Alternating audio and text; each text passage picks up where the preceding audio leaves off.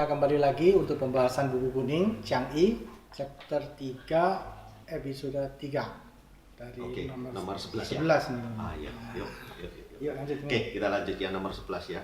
Bagaimana untuk mengatur patung-patung atau kimshin yang bentuknya tidak baik? Banyak rumah tangga mempunyai altar-altar dan patung-patung dewa untuk dipuja. Kalau dulu kurang hati-hati membeli patung yang kurang sedap dipandang atau yang rupanya aneh-aneh, sudah dipuja agak lama, caranya bagaimana? Dibuang tidak berani, dimusnahkan takut-takut, ini adalah soal pengaturannya. Kalau ada keadaan begini, paling benar carilah yang sejenis dan indah untuk gantinya. Lalu yang tidak baik dimusnahkan saja. Cara ini adalah penghormatan bagi dewa-dewi. Selesailah sudah masalahnya. Jadi kan misalkan sekarang ada patung, katakanlah Kuan Yin gitu ya toh. Kok mukanya jelek gitu. Nah, mau nurunkan nggak berani, mau ini nggak enak, itu nggak enak ya toh. Sering kan. Nah, makanya belilah yang baru, yang kira-kira bagus ya toh. Nah, gantikan, kemudian yang lama ini sudah dihancurin aja. Gitu loh. Itu kan menghormati, justru menghormati dewa. Dihancurin aja Tidak apa sih sebenarnya. Tidak apa-apa. Karena orang tuh cuma merasa takut aja. Iya. Gitu.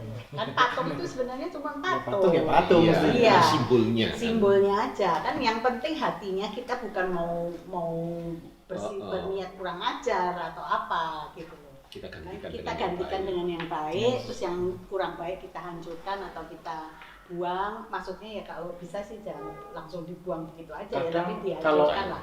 Kalau dibuang itu J, masuk Takutnya ke gudang, diambil orang, diceritakin di bawah-bawah, itu rasanya gimana ya? Lebih baik dihancurkan. Dihancurin. Mukanya itu Mukanya dihancurin. Dipecah itu ya. Dihancurin, dihabisin.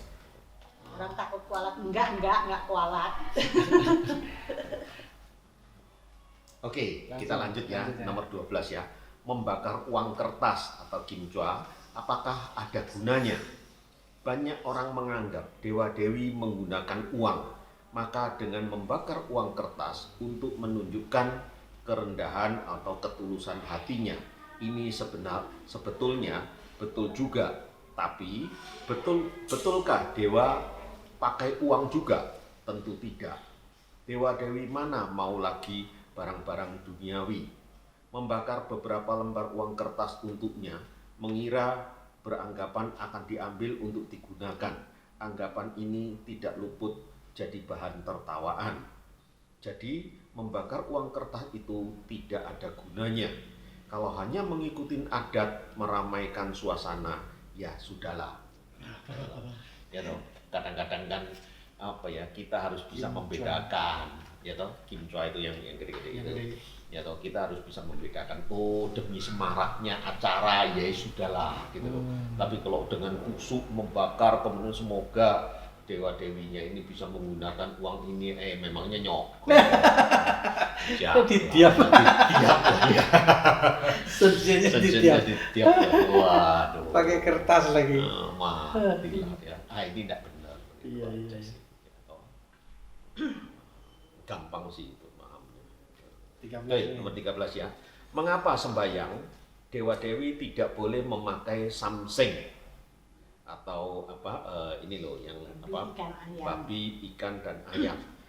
Sembahyang memakai samseng ini sudah lama riwayatnya, disebabkan orang-orang kaya kuno menjadikan permainan yang bodoh, mengadu kekayaan dan kemewahan pada saat dilaksanakan upacara sembahyangan. Tahun ke tahun berlalu, sekali salah, berkali-kali salah terus, seakan-akan sudah menjadi sesuatu yang biasa atau paten.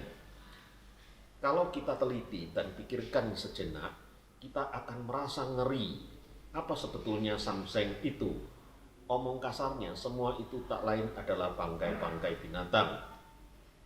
Mengundang iblis, setan yang makan tidak jadi soal, justru dipajang di atas altar dewa-dewi. Mengundangnya untuk makan. Dewa akan bagaimana? Anda anggap dewa-dewi itu apa? Siapa?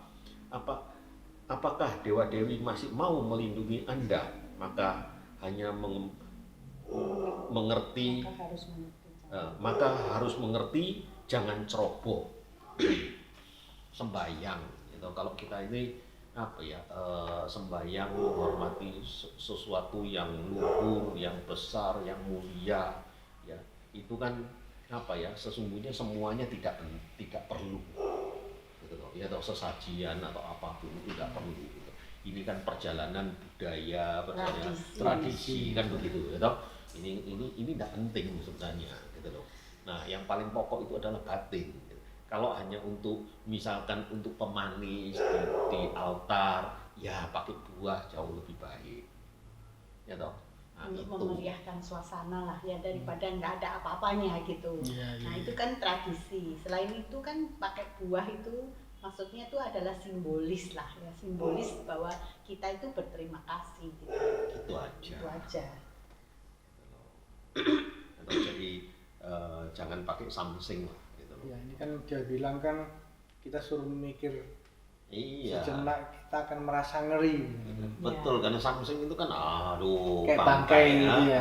Lu di depan sen, masa lu kasih bangkai masih itu kan. Kayaknya kasar gitu ya. Sebenarnya kan juga sensennya kan juga tidak makan. Nggak makan. Seperti yang tadi uang-uangan kertas kan juga sensennya juga nggak makai gitu. Untuk apa buat mereka semua kan nggak ada. Yang makan kita. Oke, lanjut ya. Nomor 14. Bagaimana perkembangan 6 jurusan ilmu yang terdapat dalam agama Tao? Ini yang tadi sebelum-sebelumnya itu kan ada 6 ya toh, 6 jalur itu ya. Nah, yang pertama Tang Tingmen, dahulunya ahli pengobatan, akhirnya berkembang menjadi dokter-dokter, ahli biologi, ahli obat-obatan dan lain-lain. Kemudian yang kedua Qigongmen, asalnya untuk melatih Tao Yin Shu dan melatih pernapasan, breathing exercise, akhirnya menjadi olahraga, senam, pernapasan dan lain-lain. Terhenti pada dan lain-lain. Bisa lompat. Terhenti pada taraf permulaan saja rendah, yang mencapai tingkat tinggi sudah jarang, yang mengerti juga sudah jarang karena tidak mengerti Tao Yin Shu dan faedahnya. Memang di dalam pernapasan ini kan akhirnya dibagi dua kelompok, yang satu Shen Tian Qigong, yang satu Hou Tian Qigong. Nah itu.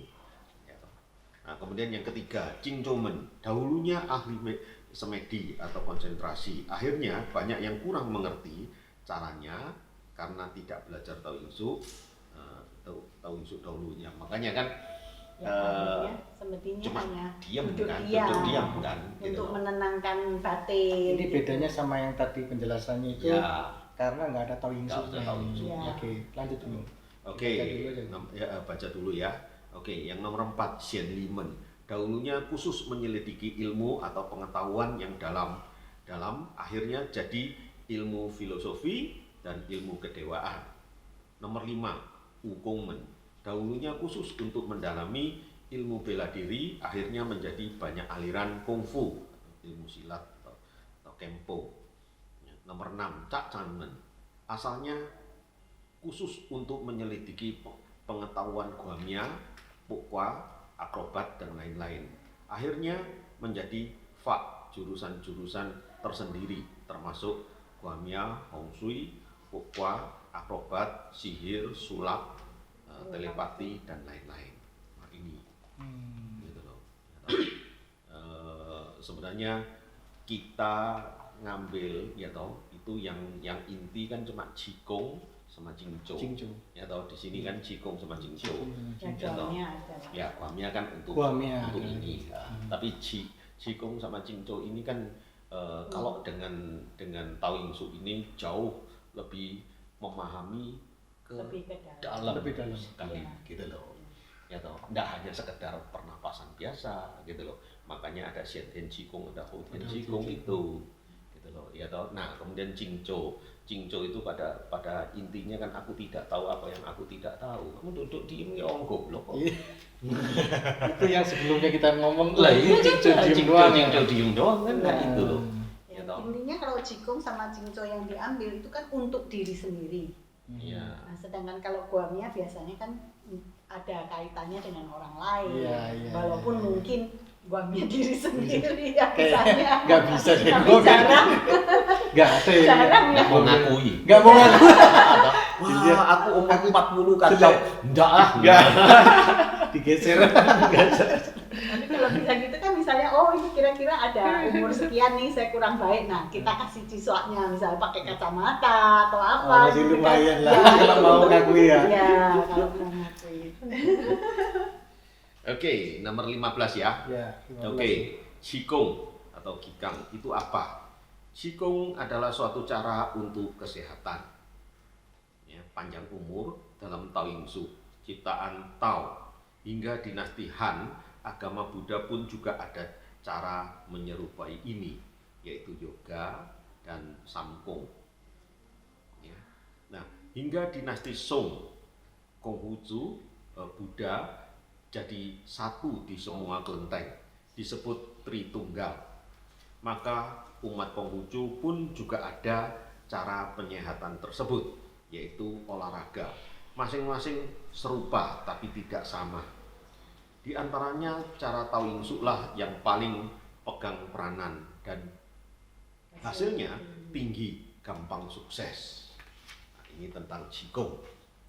Ya toh? Karena apa? Karena Qigong ini kita sebenarnya ya kalau kita mau menggunakan logika itu sederhana toh. Ya, jadi begini, kalau misalkan sekarang seorang guru ngajari Qigong, ya, pasti seragam. Betul kan? 20 murid ya, 20 muridnya suruh tarik napas. Lepas semua. Kemudian suruh tahan semua. Tekan ke kanan satu brol. Gitu. Karena apa? Karena semua Seragam. diperlakukan sama. Oh, Padahal padahal tiap orang itu ada kelemahannya, ada kesehatannya yang kurang, yang ini lebih sehat. Gitu. Masing-masing kan beda-beda. Iya. Gitu loh. Nah, kalau dengan Taoyingsu ini itu kan masing-masing yang belajar Qigong ini diperlakukan sesuai dengan kondisinya masing-masing. Sesuai badannya dia. Oleh mentornya yang Fufaksenya ini. Gitu loh. Nah, makanya jauh lebih efektif dan hasil pencapaiannya lebih tinggi, Lebih secure ya. dan lebih secure pasti tinggi gitu loh. Kalau gitu ini nyangkut Qigong, Bung, Ya. atau dilangsung aja ya 16-17 ini. Oh, langsung. Karena ini langsung nih 5 habis. Oh ya, oke. Sekarang 16 ya. 16 juga ngomong Oke. masalah Oh ya, Qigong. masalah Qigong juga ya. Apa hubungannya Qigong dengan olahraga? Latihan Qigong, napas akan panjang. Bagi olahragawan, napas yang kurang atau pendek dapat mempengaruhi keberhasilannya atau keuletannya. Ini Qigong. Gitu. Sebenarnya kan intinya Qigong itu adalah supaya paru-parunya kuat, kemudian maksimal gitu loh untuk menyerap oksigen. Nah, oksigen itu sudah diserap dari awal, ini sudah bagus, kemudian badan ini bagus, oksigen ini kan akhirnya dalam bentuk energi, gitu loh. Nah, energi ini bisa dipompakan gimana, gitu loh, dengan bagus, gitu loh. Nah, ini makanya untuk olahragawan segala macam cocok juga, ya, akan membantu prestasi banyak. Gitu loh. Oke, 17 ya. 17 nih. Belajar Qigong, permulaannya bagaimana? Permulaan harus dipimpin oleh yang berpengalaman, yaitu belajar Taoyingsu dahulu. Nah, kuncinya di sini. Kita nggak bisa kok memang. Iya. Kalau saya mikir ujung-ujungnya tetap balik lagi. Kalau tidak ada yang guidance yang dari original yang tahu, sensinya nggak bisa. Berantakan. Ya. Maksudnya ya hasilnya tuh nggak bisa maksimal. Gitu. Mungkin 10 atau 101 yang bagus. Gitu. Semua sehat iyalah, cuma napas doang. Gitu loh. Iya toh? Iya. Nah, itu jadi beda. Oke.